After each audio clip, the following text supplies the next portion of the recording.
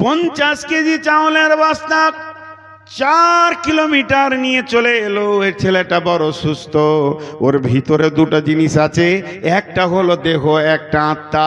ওই ছেলেটা হলো দেহটা সুস্থ, শরীরটা সুস্থ, আত্মাটা বড় রোগা। এত বড় রোগা, গায়ে কেউ নাই।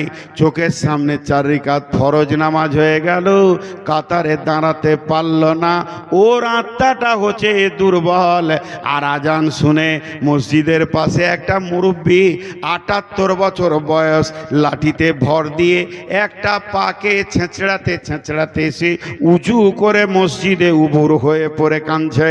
তাহলে জানতে হবে এর দেহটা রোগা, দেহটা প্যারালাইসিসে ভুগছে, কিন্তু আত্মাটা বড় মজবুত, আত্মা বড় সুস্থ আছে। অতএব শুনেলেন আল্লাহ তাবারাক ওয়া তাআলা বলছেন, এ আত্মা তোর কি হয়েছে?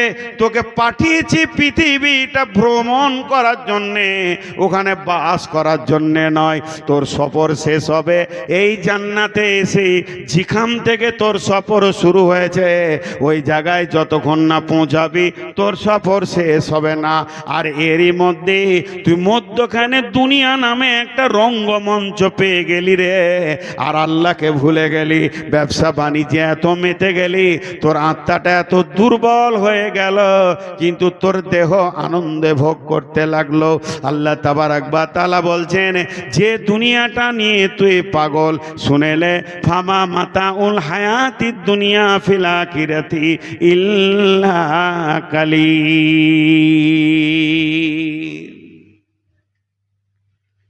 জি,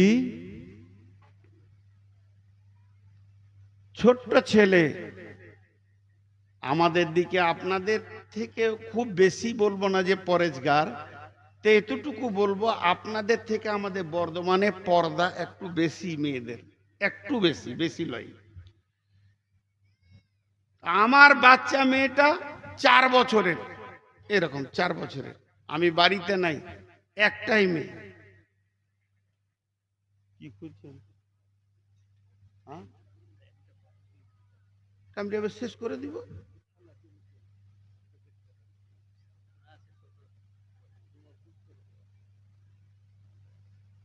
চার বছরের বাচ্চা,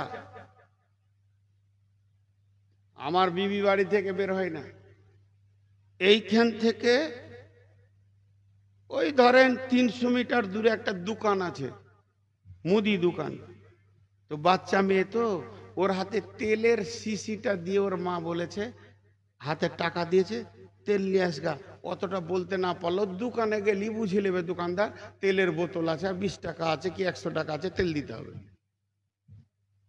শুনবেন ধ্যান দিয়ে উদাহরণটা। তো ও তেলের বোতল নিয়েছে, টাকাও নিয়েছে, যে হাঁটতে হাঁটতে ঠিক 300 মিটারের জায়গায় 150 মিটার গিয়েছে, ওখানে 8-10টা ছেলে খেলা করছে। ও বোতলটা নামিয়ে দিয়ে খেলতে লেগে গেছে। ওর মাথায় হুঁশ নাই যে আমি একটা কাজে এসেছি, কাজ করে ফিরে যেতে হবে। ওর হুঁশ নাই। ছোট ছেলে হতেই পারে ও খেলার ধন্দে পড়ে গেছে, আর ইদিক ওর মা ছিটফিটিয়ে মরছে যে কখন ও আসবে। কেউ রাস্তায় দেখে বলছে, ওই তেলের বোতল কারে? বলছে আমার। তোকে তোর মা তেল আনতে পারেনি, ধর যা তেল নিয়ে আয়। তখন তেল নিয়ে ফের ঘর আসছে। আমাদের অবস্থা তাই হয়েছে। আল্লাহ পাঠিয়েছে দুনিয়াতে ঘুরে ভালো আমল করে বাড়ি চলে আয়। আমরা খেলতে শুরু করেছি কি, ভালো 3 তলা বাড়ি, সুন্দর গাড়ি, সুন্দর ঘর, নামাজে খেয়াল নাই, রোজাতে খেয়াল নাই, যে পাঠিয়েছে তার কাজের কিছু খেয়াল নাই। রঙ্গমঞ্চে সবাই হাততালি দিচ্ছে আর কুদাকুদি শুরু করে দিয়েছে। আল্লাহ বলছেন, ভুল করবি, তোকে যে কাজে পাঠালাম সেই কাজ তুই করলি না, তোর কাজটা তুই খুঁজে বের কর। ওমা খালাকতুল জিন্না ওয়াল ইনসা ইল্লা লিয়াবুদুন, তোকে পাঠিয়েছি আমার ইবাদত করার জন্যে। মায়ের পেটের ভিতর দিয়ে দুনিয়া নামে রঙ্গমচির শহরটাকে পার করে কবর নামে সুরঙ্গর ভিতর দিয়ে কিয়ামতের ময়দান হয়ে তোকে ফুলসেরাতে ব্রিজ পার করে জান্নাতে তোকে আসতে হবে। আমি তোর এই লাইনটা করে দিয়েছি, কিন্তু পৃথিবীতে গিয়ে আখেরাতটা ভুলে গেলি। তাই আমার আল্লাহ বলছেন, ফামা মাতাউল হায়াতিদ দুনিয়া ফিল আখিরাতি ইল্লা কালিল।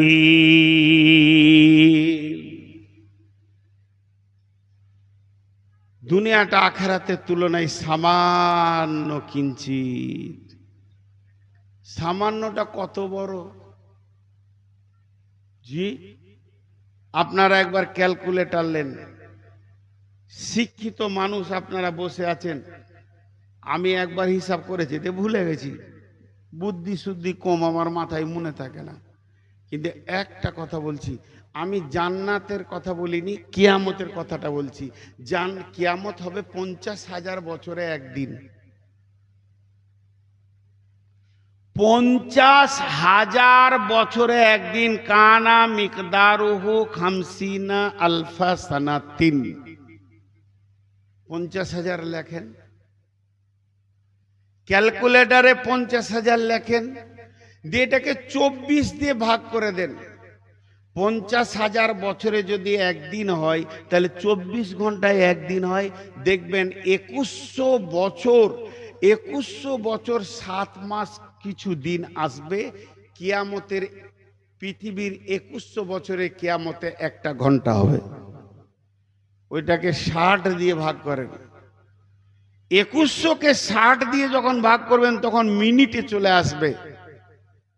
আমার সঙ্গে কথা বলেন আপনারা, ধ্যান দেন। যখন মিনিটে চলে আসবে, তখন এই পৃথিবীর 37 বছর, 37 বছর 4 মাস 3 সপ্তাহ মতো লাগবে, তবে একটা মিনিট হবে।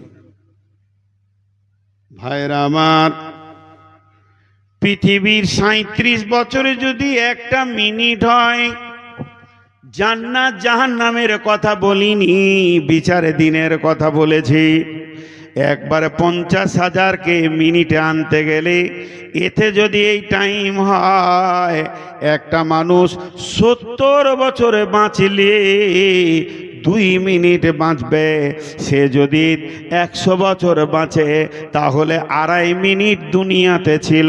তাই আমার আল্লাহ বলেন, ফামা মাতাউল হায়াতিদ দুনিয়া ফিল আখিরাতি ইল্লা কালিল। এই দুনিয়াটা আখিরাতের তুলনায় সামান্য কিঞ্চিত।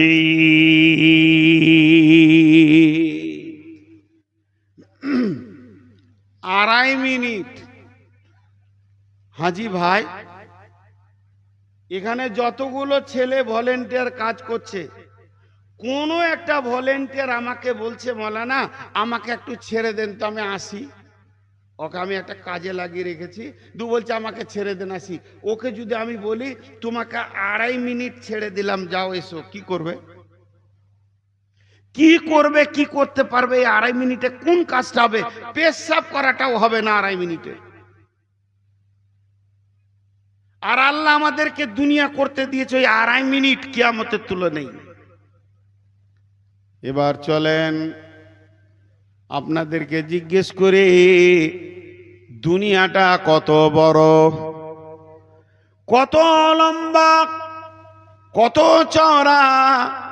আল্লাহ দুনিয়ার ব্যাপারে কোনো লম্বা চওড়া ব্যবহার করেনি, একটা শব্দ ব্যবহার করেছে, ইল্লা কালিল। ইল্লা কালিল, কালিল মানে সামান্য কিঞ্চিত। এই সামান্যটা কত? একটা যুক্তি দিয়ে 2.5 মিনিট দেখালাম। এবার দ্বিতীয় যুক্তি কি?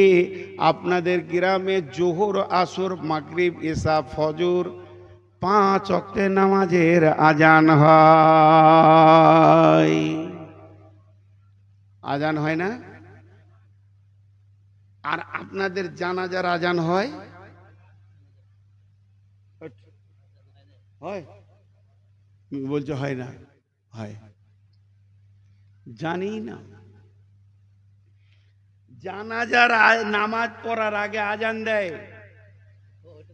জানাজা কোথা পড়েন আপনারা? ঈদগাহে জানাজার জায়গা আছে? মাশাআল্লাহ। তো জানাজার নামাজ যখন পড়ে তো তার আগে আজান দেয় না?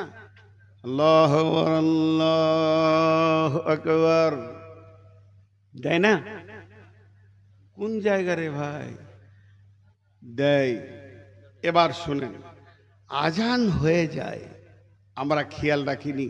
আপনাদের এই মসজিদে মাগরিবের আজান হয়েছে, আজানে মুয়াজ্জিন বলল লা ইলাহা ইল্লাল্লাহ, তখন আপনি বলছেন মৌলানা আমি একটু আসি।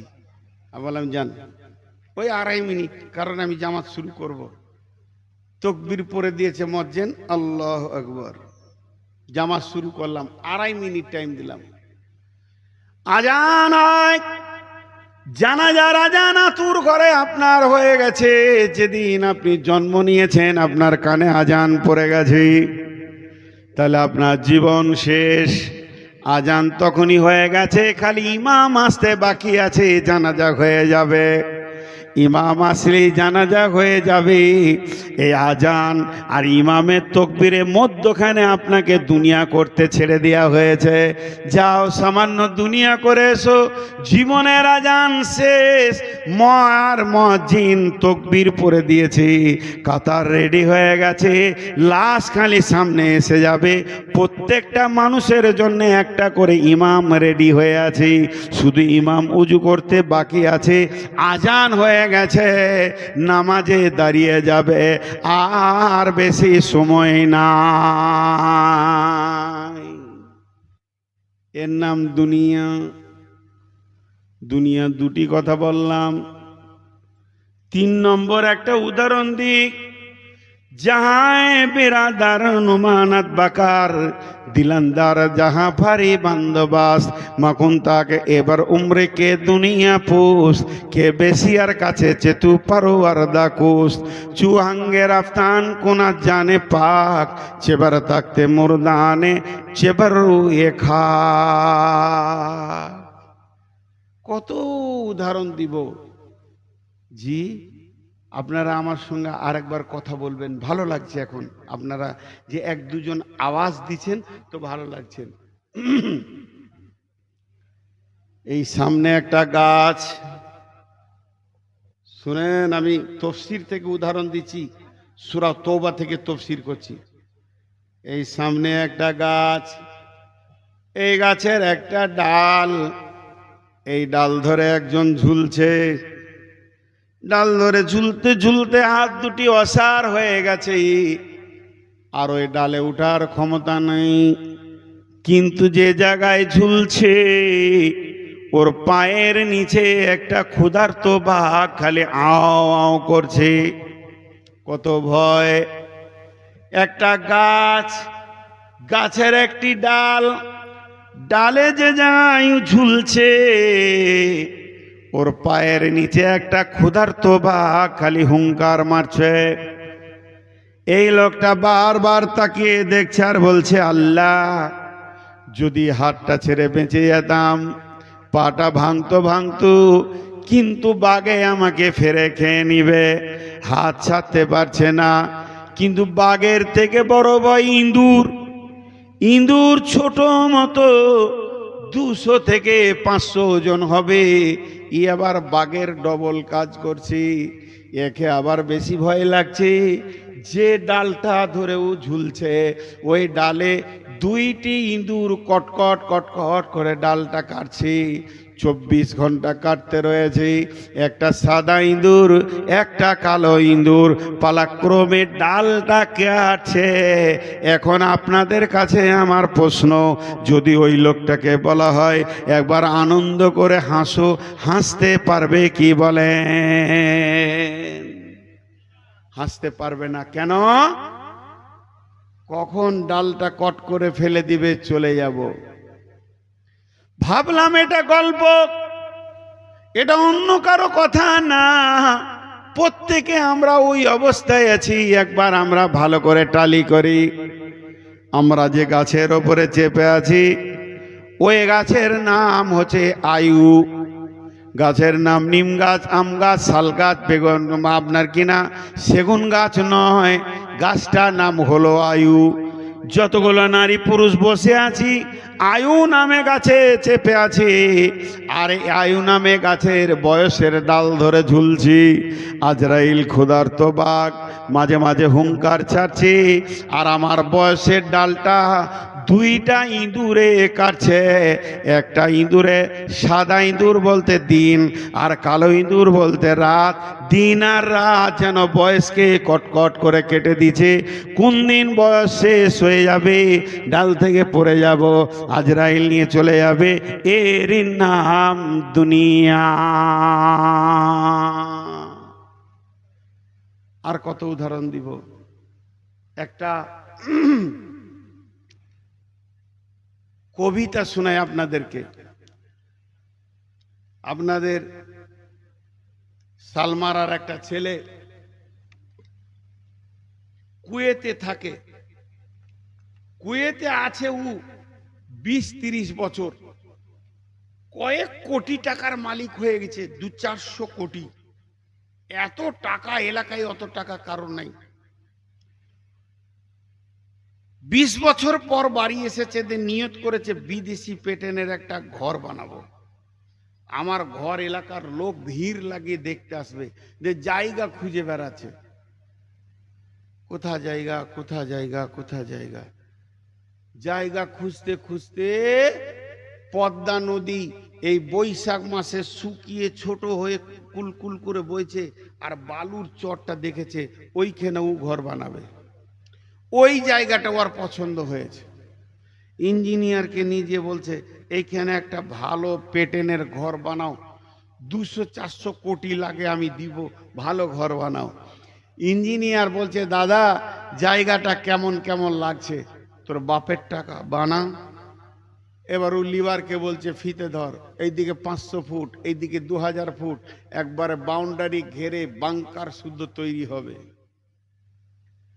লোক অবাক, খায়রুল কি এখানে কি করছো?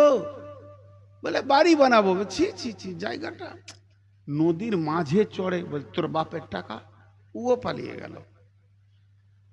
একজন মাস্টার পেরিয়েছিল দিকে মোটরসাইকেলে, ওখানে কি করছে? খায়রুল এসছে, শুনলাম তো। হ্যাঁ তো ঠিকই তো, এতগুলো গাড়ি টাড়ি সব ইঞ্জিনিয়ার ফিঞ্জিনিয়ার এসে গিয়ে কি করছো গো? বলে খায়রুল ঘর করবে নদীর চরে। তো মাস্টার বলছে এটা কেমন লাগছে না? বলছি স্যার আপনার বাপের টাকা। যে যেছে ওই একটাই উত্তর দিচ্ছে, বলে বানাগা। কবি নজরুল বলছে বেশি কথা বলো না, ওকে একটা কবিতা শুনিয়ে দাও। নদীর একুল ভাঙে অকুল গড়ে, এই তো নদীর খেলা রে ভাই, এই তো বিধির খেলা। সকাল বেলায় আমির রে ভাই, ফকির সন্ধ্যাবেলা। নদীর একুল ভাঙে অকুল গড়ে, এই তো নদীর খেলা রে ভাই, এই তো বিধির খেলা। সকালবেলায় আমির রে ভাই, ফকির সন্ধ্যাবেলা। মনরে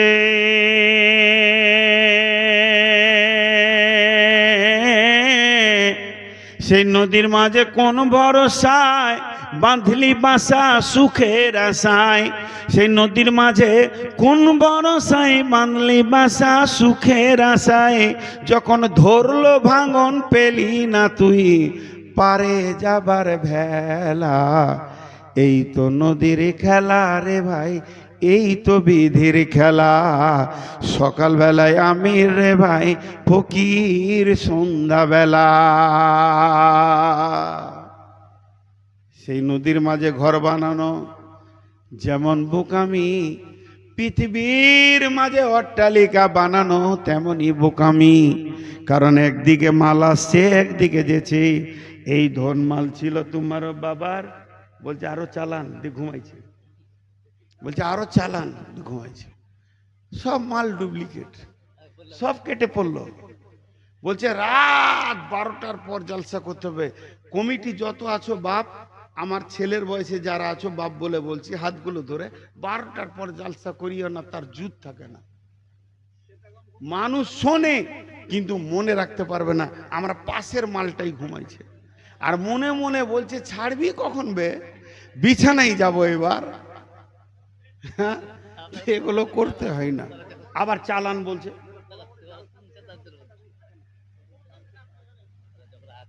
তো ওটা হলো পানি।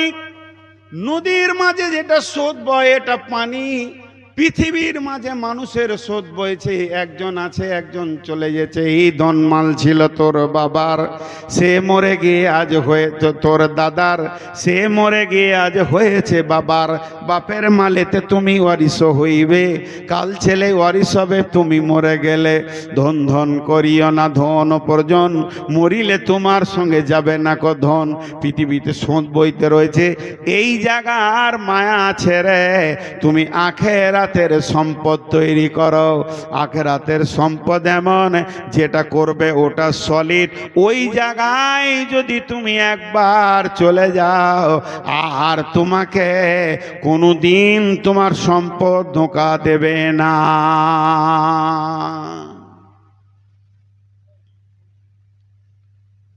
একটা দেশ আছে, ওই দেশে মানুষ মরে না। আর একবার বলছি, একটা দেশ আছে যে দেশে যদি আপনি ঘর করেন বেশি থাকবেন, মত হবে না। ওই দেশটার নাম নেপাল। ওই দেশটার নাম নেপাল। বিশ্বনবী আলকামা বিন হারিসকে বলছে এমন একটা জায়গা আছে, সেই জায়গায় ঘর বানাও। মান বানা লিল্লাহি মসজিদান বানাল্লাহু লাহু বাইতান ফিল জান্নাহ। জান্নাতে আজরাইলের ভেজাল নাই, জান্নাতে মত নাই, জান্নাতে বুড়িয়ে যাবে না, জান্নাতে ডেট পেরিয়ে যাবে না। এই জায়গাটার মালকে সঞ্চয় করো, দুনিয়াকে তুমি মুসাফিরখানা মনে করো। তাই আল্লাহ তাবারাক ওয়া তাআলা বলছেন ফামা মাতাউল হায়াতিদ দুনিয়া ফিল আখিরাতি ইল্লা কালিল। দুনিয়া হলো আখিরাতের তুলনায় সামান্য কিঞ্চিত। এইখানটা কোনো রকম পার করে লাও, এখানটা কোনো রকম পেরিয়ে গেলে হবে। তারপরে মরার পরে একটা জগৎ আসবে, ওই জগৎটা তোমার আসল ঠিকানা হবে। ওখানে যখন একবার তুমি পৌঁছে যাবে, মত আর তোমাকে কোনো দিন ধরবে না, আর সেখানে মত কোনো দিন পৌঁছাবে না। এরপরের আয়াতে কি বলছে?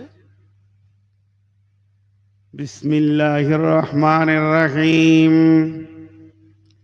ইল্লা তানফিরু ইউআযিবকুম আযাবান আলীমা ওয়া ইস্তাবদিল কওমান গায়রাকুম ওয়া লা তাজুরুহু শাইয়্যা ওয়াল্লাহু আলা কুল্লি শাইইন কাদির। আল্লাহু আকবার। কত দূর পর্যন্ত এলাম? আলেমে আরওয়া থেকে বের হয়ে মায়ের পেট শেষ করে দুনিয়াতে আছি এখন। এই দুনিয়ার ব্যাপারে আল্লাহ বলছেন তোদেরকে যে কাজ দিয়েছি কাজ যদি না করিস, আমার পকেটে একটা কলম আছে, যতদিন লেখা হবে বুকে থাকবে, আমার বুকের সে সঙ্গী। যেদিন লেখা বন্ধ হয়ে যাবে সেদিন ভেঙে ডাস্টবিনে ফেলে দিব। চশমাটা যতদিন আমার কাজে লাগবে আমার বুকে থাকবে। যেদিন চশমা আমি যে কাজের জন্য করেছি আর কাজে লাগছে না, পাওয়ার কম বেশি হয়ে গেছে, ডাস্টবিনে ছুঁড়ে ফেলে দেওয়ার মায়া লাগবে না। ফোনের যে কাজ আছে, কাজ যতদিন করবে আমার বুকে থাকবে, যেদিন সে কাজ করবে না ছুঁড়ে ফেলে দিব ডাস্টবিনে, আর কোনো কাজে লাগবে না। এটা নিয়ম।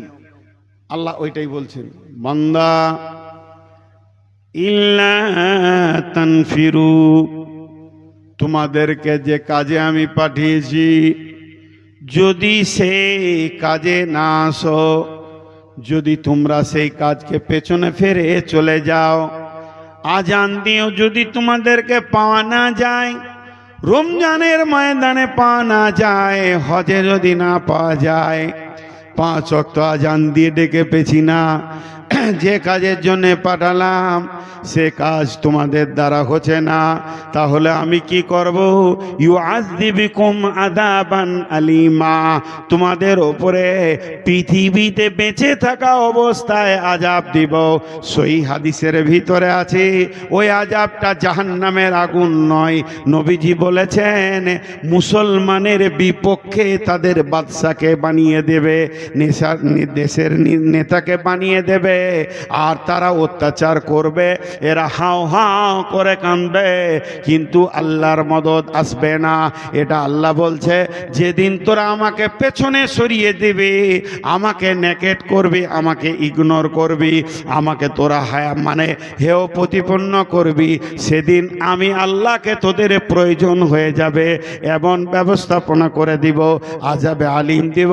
ওয়াস্তাবদিল কওমান গায়রাকুম ওয়ালা তাজুররুহু সাইয়্যা, আর তোদের পরিবর্তে অন্য কমকে দিয়ে আমি দিনের কাজ করে নিব, এটা কোনো আমার দ্বারা ব্যাপার নাই। আল্লাহ আলা কুল্লি শাইইন কাদির, ওই আল্লাহ হলেন সমস্ত জিনিসের উপরে ক্ষমতাবান। একটা উদাহরণ দেবো, গোটা আয়াতটা ওই উদাহরণ ঢুকে যাবে। আপনাদের গ্রামে কোনো একজন ব্যক্তি, হাজি সাহেব মানুষ, বড় আল্লাহওয়ালা মানুষ, পরেজগার মানুষ, ও ইউপি হরিয়ানা থেকে 2টো গরু নিয়ে এসছে। 2টো গরু 3 লাখ টাকা দাম, যেমন দেখতে সেই রকম বড় গরু। যে 3 লাখ টাকা জোড়া শুনেছে, তো লালগোলা থেকে জঙ্গিপুর পর্যন্ত সাগরদিঘি থেকে কোনো লোক বাকি নাই যে ভিড় করে দেখতে আসছে না গরু। আর হাজি সাহেব পানের উপরে পান চিবাইছে, খালি গরু দেখছে আর বলছে খরচা আছে ভাই, দেখে খরচা আছে, অহংকার। ধ্যান দিবেন একটু কথাটা। আনন্দ পেয়েছে যে আমার গরু দেখতে আসছে। তবে হাজি সাহেবের শালা শুনতে পেয়েছে যে দুলা ভাই গরু এনেছে, তো দৌড়তে দৌড়তে চলে এসছে। এসে বলছে দুলা ভাই গরু তো খুব ভালো, তো একবার গাড়িতে গরুটা জোয়াল দাও তো, গাড়িতে একবার চেপে দেখি না, একবার নাঙল দাও তো দেখি গরু কেমন টানছে। তো শালা হলো, যতই হোক শালা বুইনের সম্পর্ক, তো শালা বলেই কথা বলছে, আরে শালা তোর কি, আর তোর থেকে আমার গরুর দাম বেশি, তুই গরু কি দেখবি, ওই দাও দাও দাও একবার দেখি। আর শালারা একটু বেহায়া হয়, বারবার বলছে একবার দাও দাও। এটা নাঙ্গল নিয়েছে, ওর শালাকে বলছে পিছে পিছে হাঁট, তোর দাম বাড়বে খানিকটা। যেই জোয়ালটা গরুর কাঁধে দিয়েছে, 2টা গরু শুয়ে পড়লো লম্বা হয়ে, একবার ঘুমানোর মতো করে। উঠারে উঠা, আবার শুয়ে পড়লো, আবার উঠা, ভালো করে লাঠি দিয়ে কিষান ভালো লোক দিয়ে ওকে উঠানো হলো, আবার জোয়াল দেওয়া হলো, আবার শুয়ে পড়লো। গরু বলতে চাইছে আমাকে দেখো, আমাকে খাও, আমাকে নিয়ে তুমি অহংকার করো, কিন্তু কাজ করব না। হাজি সাহেব পান চিবানো বাদ দিয়ে ঘর ঢুকে গেছে লজ্জায়। হলো তো হলো, হলো কি? এলাকার লোক তো ভিড় লাগিয়ে সার্কেসে দেখার মতো দেখছে, চিড়িয়াখানার পশু দেখার মতো দেখছে, আর আমার তো অহংকারে বুক বড় হয়ে গেল, কিন্তু কাজে যে গরু লয়। 3টে বেটাকে সন্ধ্যার সময় ডেকে বলছে কি ব্যাপার রে, ঠকে গেলাম নাকি রে, এরা যে কাজ করবে না বলে দিচ্ছে যে গরু। তো বড় বেটা বলছে কি আর দেখছেন, কালকে জালসা আছে, চালিয়ে দেন, মাল ভালো হবে। হ্যাঁ দেখে শুয়ে পড়লো, ওই দেখেন ওই দেখেন শুলো। আর জলসা করা যায়? আবার চালান চালান বলছে।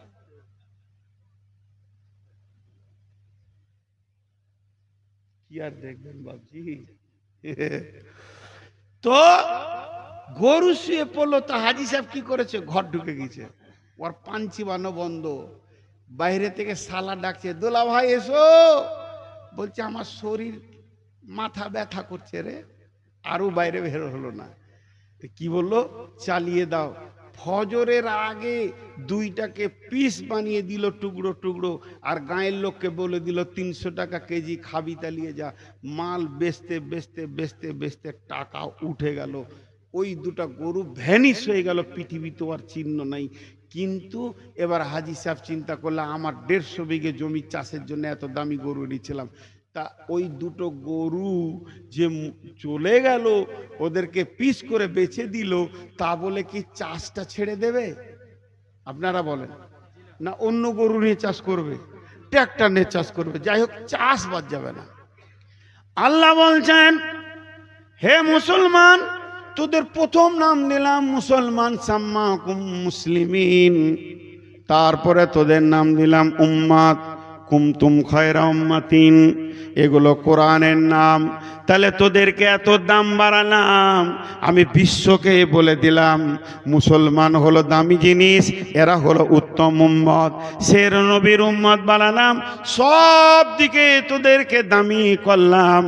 আমার কালাম পাক, আমার মসজিদকে আবাদ করার জন্যে, এই জমিগুলো চাষ করার জন্যে। কিন্তু আজান হলেই তোরা শুয়ে পড়ছিস, তোরা বলে দিছিস আল্লাহ দেখবে, দেখো, খাওয়াবে, খাওয়াও, কিন্তু নামাজ পড়বো না, সাজদা করব না। আল্লাহ বলছে আমিও কষায় রেডি করেছি, তোদেরকে কেটে কেটে পিস বানাবে আর ভ্যানিশ করে করে নদীতে ফেলবে। তা বলে আমার জমিনের আবাদ বাদ যাবে না, ফেরেশতাতে জিনে আবাদ করবে। তোদেরকে নিয়ে চেয়েছিলাম এইগুলোকে আবাদ করবা, তোরা ছাড়বি অন্য জাতিকে দিয়ে, আমি আমার দিনের জায়গাগুলোকে আবাদ করে নিব। ওয়ালা তাজুররুহু শাইয়া, এটা আমার কাছে কোনো ব্যাপারই নাই। আমি আল্লাহ, আল্লাহু আলা কুল্লি শাইইন কাদির, আমি সমস্ত জিনিসের ওপরে ক্ষমতাবান। আমি তোদের অপেক্ষা করে মসজিদ ফেলে লাগবো না, মাদ্রাসা ফেলে লাগবো না, অন্য জাতিকে দিয়ে এগুলো কাজে লাগিয়ে দেব। আল্লাহ কত সুন্দর করে বলে দিলেন। শোন, পৃথিবীতে কাজে পাঠিয়েছি, কাজ করবি তা কর, না করবি তা রাস্তা দেখ। জি, আল্লাহ তাবারাক ওয়া তাআলা বলছেন, খুলিকু আম গায়রি শাইইন, আল্লাহ বলছেন আম হুমুল খালিকুন, আম খুলিকু গায়রি শাইইন আম হুমুল খালিকুন। তোরা কি ভেবেছিস বল, তোরা কি ভেবেছিস বল। এটা আমি আল্লাহর কথা বলছি বলে তুই করে বলছি। আল্লাহ বলছেন তোরা কি ভেবেছিস বল, এমনি এমনি তোরা হয়ে গেছিস। তোরা কি তোদেরকে নিজেকেই নিজেরা বানিয়েছিস? তোরা নিজের সৃষ্টিকর্তা যদি তোরা নিজেরা হস, তাহলে তোরা নিজের রুজির ব্যাপারে নিজে বসবি, আর কবে দুনিয়া ছাড়বি ওই ডেটটা তোমার কাছে, তোর কাছেই লেখা আছে। তোদের আসা যাওয়ার ব্যাপারে তোরা স্বাধীন। যদি তোরা আসা যাওয়ার ব্যাপারে স্বাধীন হস, যদি রুজির ব্যাপারে স্বাধীন হস, তাহলে তোদেরকে নামাজ রোজা করতে হবে না, যা মন যাবে তাই কর। আর যদি তোদের পেছনে কোনো মালিক থাকে, তোদেরকে যদি কেউ পাঠিয়ে থাকে, তোদেরকে যদি কেউ বানিয়ে থাকে, তোর হায়াতের মালিক যদি কেউ থাকে, তাহলে তোকে কাজ দিয়ে পাঠিয়েছে, ওই কাজটা তুই খুঁজে বের করে নে। তোদের মাথা কম দিনি আমি, তোদের মাথা কম দিনি আমি। তোদের মাথা কত মজবুত বানিয়েছি। গরুকে কেটে কাবাব করলি, কিপ্তা করলি, তাকে তুই কিমা বানালি, চাপ বানালি, ভুনলি, মাংস করে খেলি। শুধু তাই নয়, গরুর দুধের ভিতরে রসগোল্লা লুকিয়ে আছে, চ্যাংচা লমচম লুকিয়ে আছে, দই লুকিয়ে আছে, সেটাও তুই খুঁজে বের করে নিলি। আগুনকে তোরা গোলাম বানিয়ে ওভেনে জ্বালিয়ে তার ওপরে তরকারি রান্না করে খেয়েছিস। আমি তোদেরকে কত ব্রেন দিয়েছি, হাওয়াকে গোলাম বানিয়ে জানকে ঠান্ডা করে বাস করছিস। হাওয়াকে চেম্বারে ভরে, টায়ারের ভিতরে টিউবে ভরে, ডাম্পারে করে মাল বহন করছিস। তোদের ব্রেনটা কত মজবুত, মজবুত। হাওয়ার কি কাজ খুঁজে পেলি, আগুনের কি কাজ খুঁজে পেলি, দুধের কি কাজ খুঁজে পেলি, গরুর কি কাজ খুঁজে পেলি, বাঁশকে কেটে কেটে সুন্দর প্যান্ডেল বানিয়ে নিলি, এগুলো কাজ খুঁজে পেয়ে গেলি। সকলের কাজ তোরা খুঁজে পেলি। একটা জমিতে 4 বার ফসল নিতে হবে, তার কাজ খুঁজে পেয়ে গেলি। খালি নিজের কাজটা নিজে খুঁজে পেলি না, নিজের ব্যাপারে হিসাব করছিস। আপাহাসিবতুম আন্নামা খালাকনাকুম আবাসা, আল্লাহ কি তোকে ভাও বানিয়েছে দুনিয়াতে, খাবি দাবি ঘুরে বেড়াবি, সাজদা করতে হবে না? এটাই যদি তোর ধারণা থাকে, হুঁশিয়ার হয়ে যা, আমি আল্লাহ তোকে সাইজ করে দিব।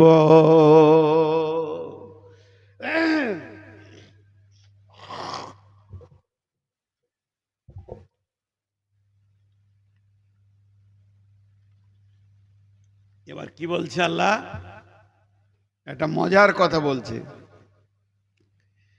ইল্লা তানফিরু ইল্লা তানসুরু ইউআযিবকুম আযাবান আলীমা ওয়া ইস্তাবদিল কওমান গায়রাকুম ওয়া লা তাজরুহু শাইয়্যা আল্লাহু আলা কুল্লি শাইইন কাদির।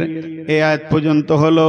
এরপরের আয়াতে বলছেন ইল্লা তানসুরুহু ফাকাদ নাসারাহুল্লাহু ইদ আখরাজাহুল্লাযীনা কাফারু সানিয়া সানাইনি ইদ হুমা ফিল গার ইদ ইয়াকুলু লিসাহিবিহি লা তাহজান ইন্নাল্লাহা মা'ানা ফাআনজালাল্লাহু সাকিনাতাহু আলাইহি ওয়া আইয়াদাহু বিজুনুদিন লাম তারাউহা ওয়া জা'আলা কালিমাতাল লাযীনা কাফারুস সুফলা ওয়া কালিমাতুল্লাহি হিয়াল উলিয়া ওয়াল্লাহু আজিজুন হাকীম। এই আয়াতটা আজকে আমার শেষ বয়ান। আর 7 মিনিট আয়াতটা শেষ করার চেষ্টা করবো ইনশাআল্লাহ। আপনারা ধৈর্য ধরেন 7 মিনিট, আর একসঙ্গে সবাইকে ছাড়বো। আপনারা কেউ উঠবেন না, আমি আপনাদের সঙ্গে স্বল্প সময়ের একটা আলাপ করব। শুধু এই আয়াতটা একটা উদাহরণ দিচ্ছি, আয়াতটা ঢুকে যাবে। দেখবেন একটা আত্মীয়তা আছে, খুব মহব্বতের আত্মীয়তা। একজনার বয়স অনেক বেশি, একজনার বয়স অনেক কম। সেটা হচ্ছে দাদু আর নাতি, দাদু আর পুতা। বেটার বেটাকে পুতা বলেন তো, পুতা। পুতার বয়স হলো 5, 4, আর দাদুর বয়স হচ্ছে 80। ওদের দুইজনের বন্ধুত্ব খুব হয় কি হয় না? তো দাদু আর পুতা খুব মেল, সব সময় যেখানে দুইজনা গায়ের লোক জানে যে হাজি সাহেবের পিছে পিছে ওই উঁটুলিটা থাকবে। ও মায়ের কাছেও যায় না, আব্বার কাছেও যায় না, খালি দাদুর পিছে পিছে ঘুরে। পুতাটা জোহরের সময় গরম ভাত খেয়ে শুয়েছে মায়ের কাছে। হাজি সাহেব নি মারা গেছে, হাজি সাহেব বেঁচে আছে, বয়স 70। বৌমা এসে বলছে হাজি সাহেবকে, আব্বা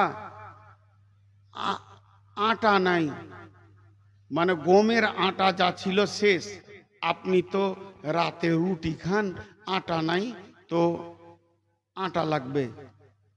তখন হাজি সাহেব বলছে, আরে মা এক কাজ কর, দোকানের আটা কিনবো না, তো আমাকে 20 কেজি গম বেঁধে দে, ওটা পিষে এনে দিই। 1 কিলোমিটার দূরে মেশিন আছে, 1-1.5 কিলোমিটার দূর, ওটাকে পিষে এনে দিই, আটাটা গুছিয়ে চেলে ভরে নিবি, আমার 2 মাস 4 মাস চলে যাবে। 10 কেজি গমকে ঝেড়ে বৌমা সুন্দর করে শ্বশুরকে বেঁধে দিয়েছে একটা ব্যাগে। ইনি বিচারা জামাটা পরেছে, পরে এবার মাথাটা চিরুনি করে, দাড়ি টাড়ি গুলোকে এমনি করে চিরুনি করে রেডি হয়েছে, গমটা পিষতে যাবে। পুতাটা ঘুমিয়েছিল, উঠি দেখছে কি ব্যাপার, বুড়া কেন সাজছে, তাহলে ভেজাল কিছু আছে, কোথাও যাবে। উঠে ও নিজের জামাটা উল্টা করে পড়ে নেবো যে আমিও যাব। হাজি সাহেব দেখছে, সুবহানাল্লাহ, এদিকে তো 20 কেজি, এটাও 20 কেজি, এই 40 কেজি কি করে সামালবো? তো এই 20 কেজিটা ঘরে থাকলে কাজটা আমি করে নি। তো ওকে বুঝাইছে, ছোট ছেলে তো বুঝাইছে যে দাদু ভাই যেও না, বড় বড় শিয়াল ঘুরছে। তো বলছে এমন মারবো শিয়ালের দাদুর নাক ভেঙে দিব। তাহলে হলো না। তারপরে বলছে দাদু শুনেছো নদীতে বান পড়েছে, ডুবে যাবে, তুমি যেও না, আমি ঘুরে আসি। বলছে তোমার থেকে আগে আমি কুদে পার হব, তুমি তো হেলবে, আমি লাফ মেরে পার হবো। হলো না। কত রকম করে বুঝাইছে ওকে যে মাইনাস করব।